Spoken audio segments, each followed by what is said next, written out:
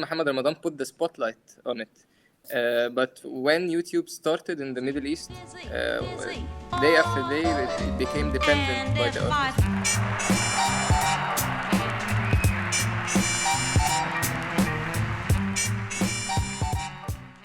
Tell me about YouTube charts. So this launch in the region obviously is really significant for artists here. So from your point of view and like in your own words, what makes YouTube charts such a significant launch for the Middle East? Yeah, so I'm personally actually super excited about this because, and I've been working on with music partners on YouTube for over 6 years now. I have seen how YouTube views have become, a measurement of success for songs and, like also a trendsetter. It became super important for artists to see, the engagement and the views that they're getting on YouTube.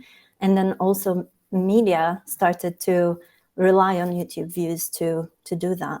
And then I think, specifically in this region, and this is, why I find it super important, we don't have billboards, right? We don't have tastemakers. It's still an emerging market. There's still a lot of things that need to happen within the music industry in this market.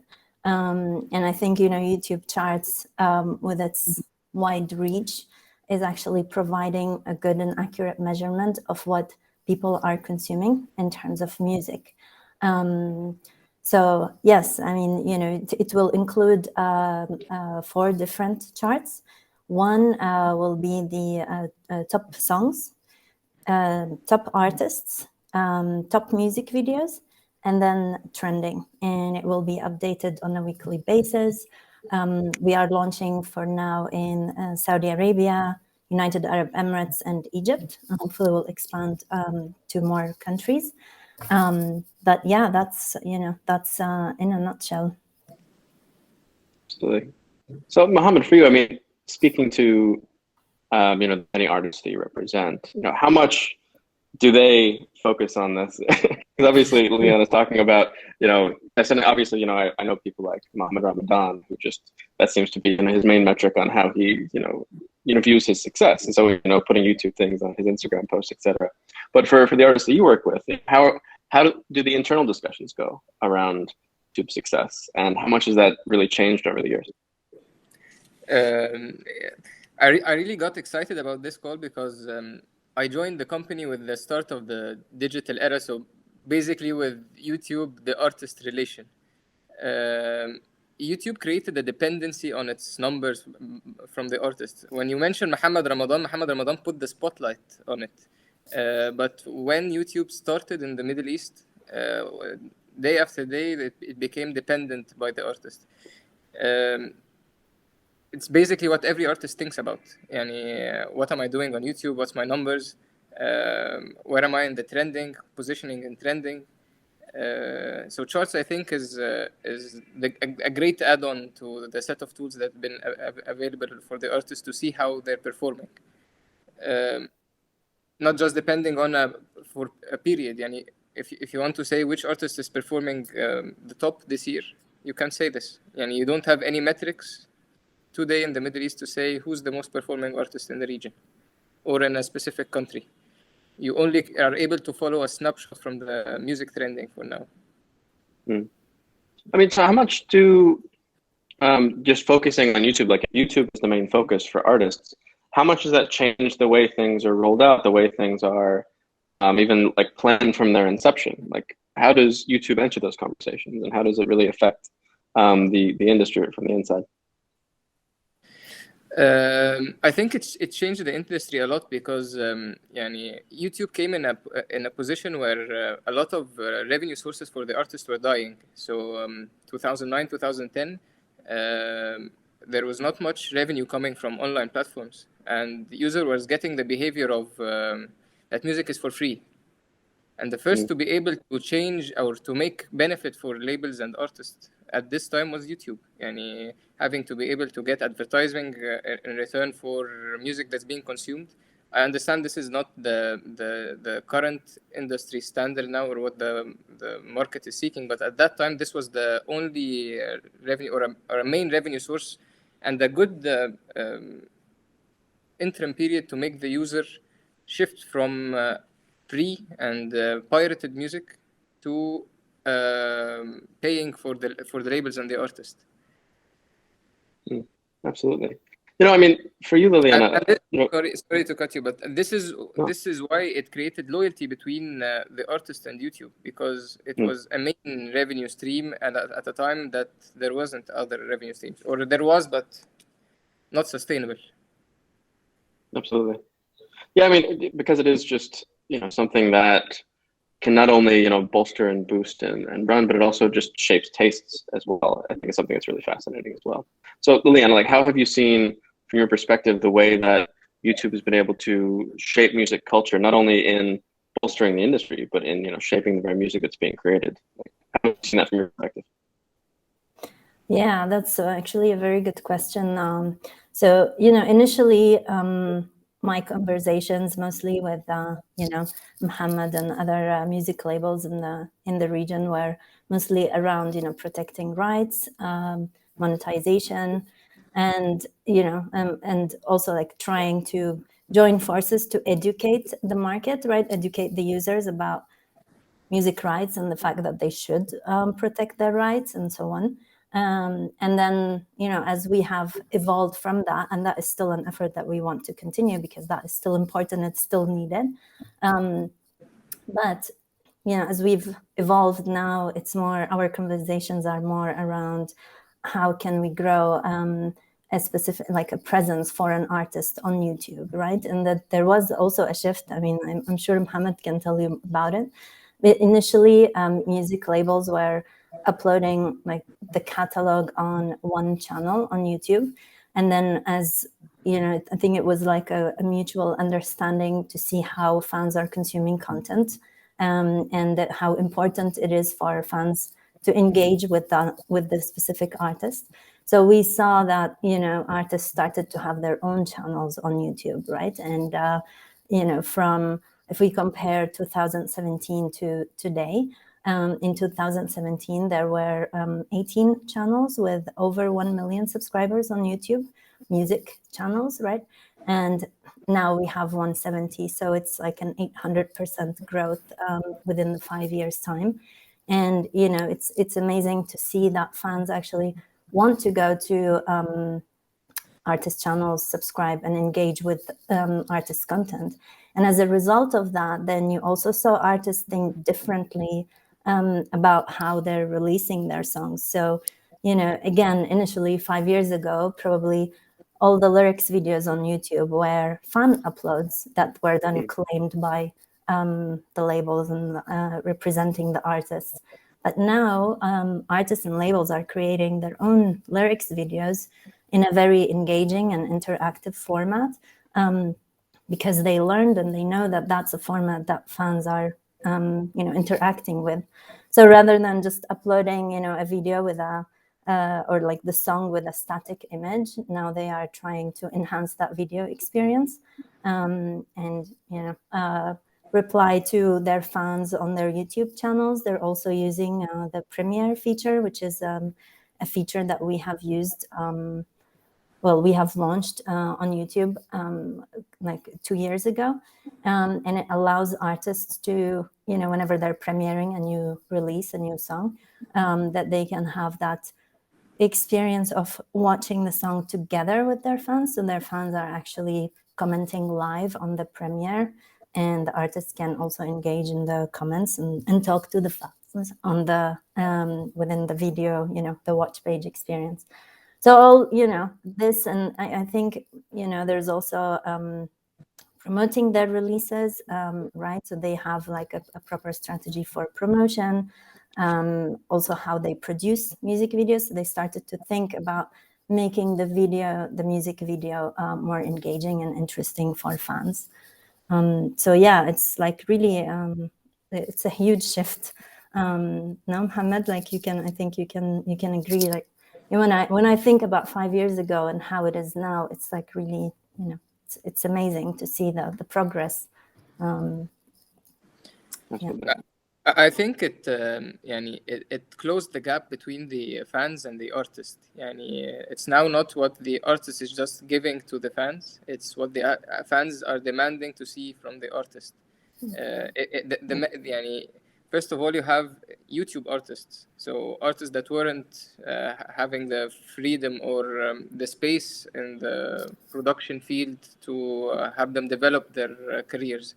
So having YouTube in the middle, so they can put, and if fans like it, they'll have views, and then they have at least a minimum threshold of revenues until more and more people are interested in collaborating with this artist. So at the first side, you have new artists that appear just as YouTube artists.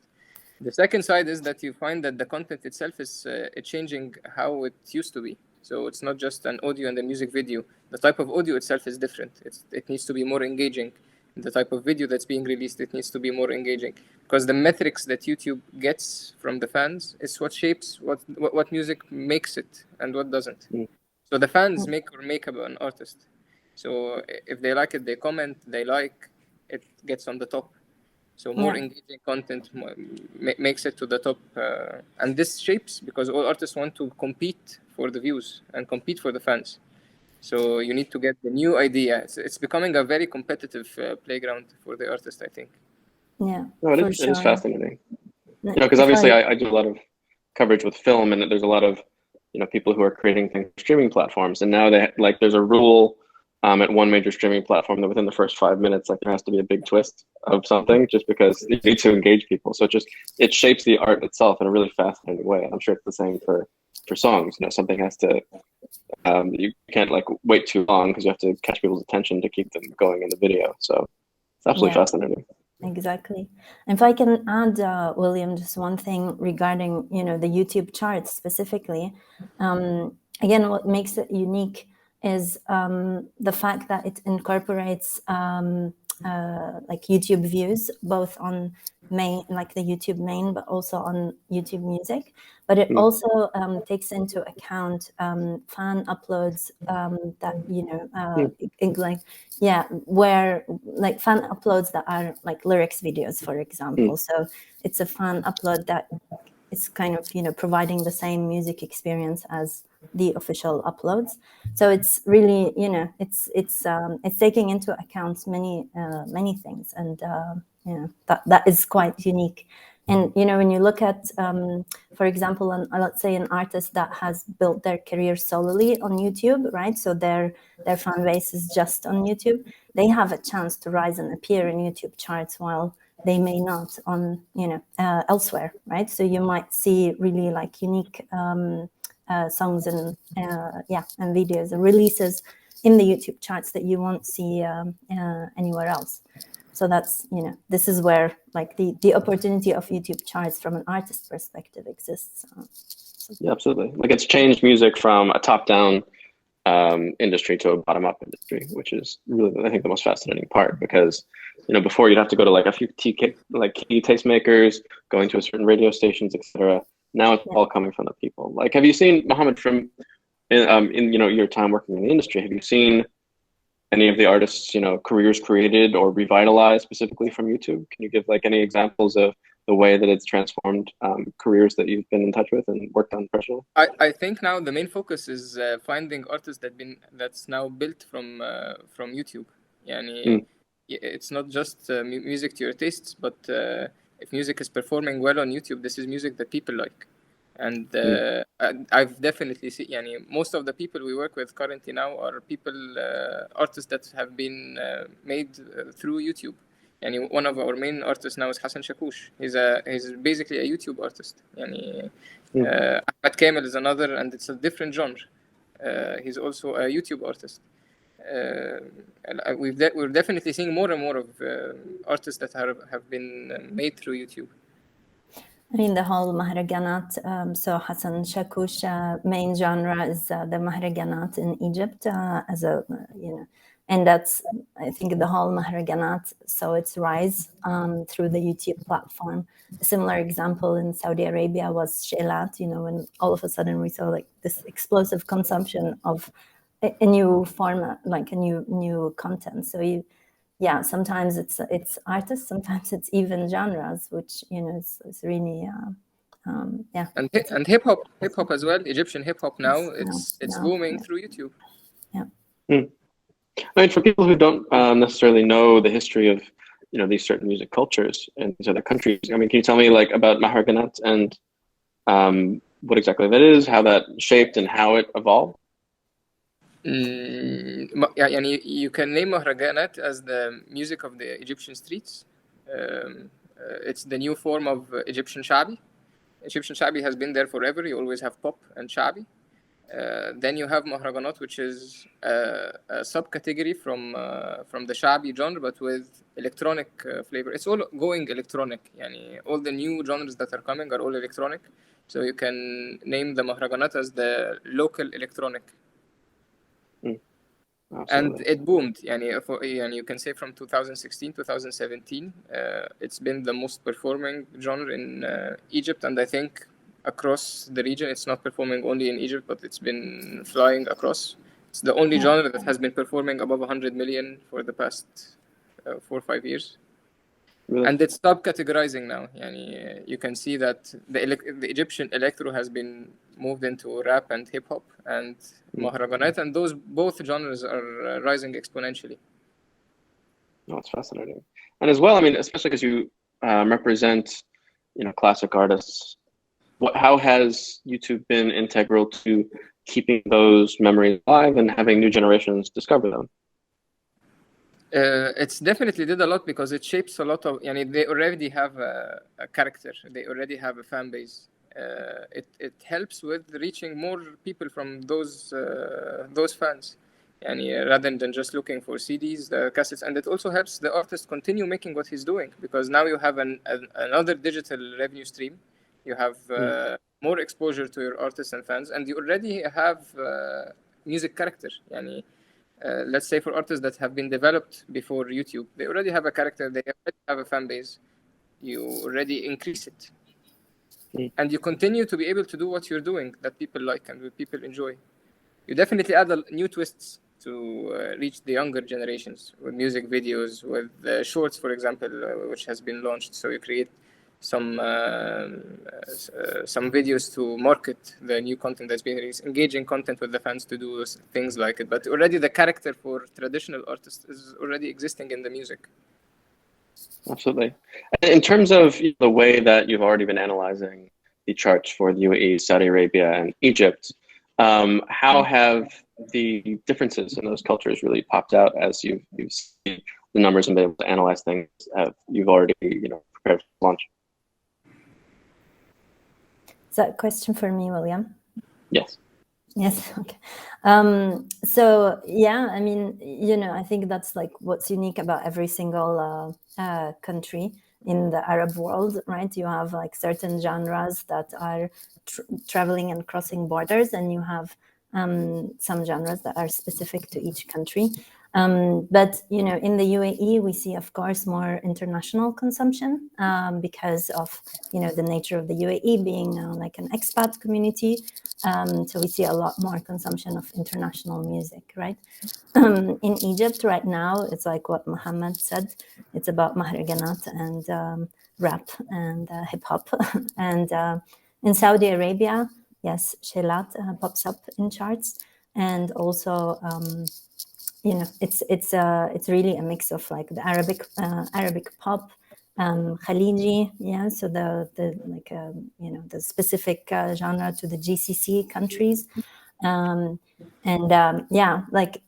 Mahraganat also. I mean, Mahraganat, to be honest, at the moment we see it everywhere. So it's really it has grown so much and it has established itself as a genre, and you have like few key artists there that from Morocco to Egypt to Jordan to Saudi Arabia, and even in the UAE, you still see them popping on the charts. So it's really interesting to see that. No, it really is, absolutely. So I think that covers it. Anything else you guys wanted to touch upon, or? Congratulations on the launch, obviously. It's really exciting. It's going to be exciting to see how it evolves from here. But, I don't want to keep any more of your time. So thank you so much for talking to me. Thank you, William. This was really interesting. Very good conversation. Thank you. Thank you. Thank you. Thank you for having me. Thank you. Take care.